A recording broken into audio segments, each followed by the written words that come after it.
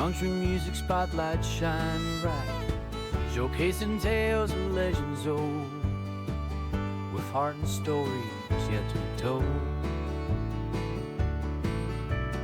Classic tunes from the days gone by, feel the spirit, let your heart fly high. Country music spotlight takes the stage. Hi folks, this is David. There's a haunting truth behind the legend of Patsy Cline. Death chased her 3 times, and for a while it lost.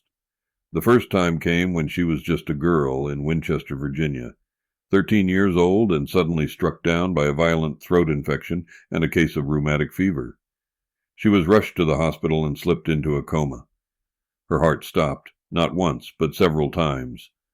Doctors worked to bring her back over and over again. Her family prepared for the worst. But Patsy pulled through. When she finally woke up, something had changed. Her voice was deeper, richer, more powerful. Patsy would later say, "The fever affected my throat, and that's what did it." As if fate had nearly taken her, but left behind the voice of a star. The second time came in 1961, on a rainy day in Nashville. Patsy was riding in a car with her brother Sam when another driver slammed into them head-on. She was thrown through the windshield and onto the pavement. The injuries were horrific. A broken wrist, a crushed hip, a deep gash across her forehead. They didn't expect her to live.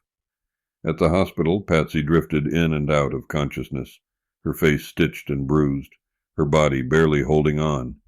But once again she pulled through. Just 6 weeks later, she made her way back to the Grand Ole Opry, still stitched, bruised, and healing. She didn't sing that night. She simply stood before the crowd and said, "I'll be back." And that promise brought the house down. The third time death came calling, it didn't miss. March 5th, 1963. Patsy had just performed a benefit show in Kansas City. She was offered a car ride home, but she turned it down, said she was flying. The skies were rough that day, foggy, windy, dangerous for small planes. Friends begged her not to go, but she insisted. That evening, her plane went down in the woods near Camden, Tennessee. No survivors.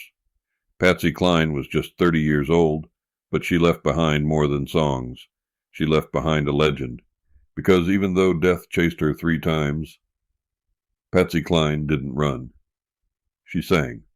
As always, thanks for watching, and please like and subscribe. In a room with a flickering light, country music spotlight shine bright, showcasing tales of legends old, with heart and stories yet to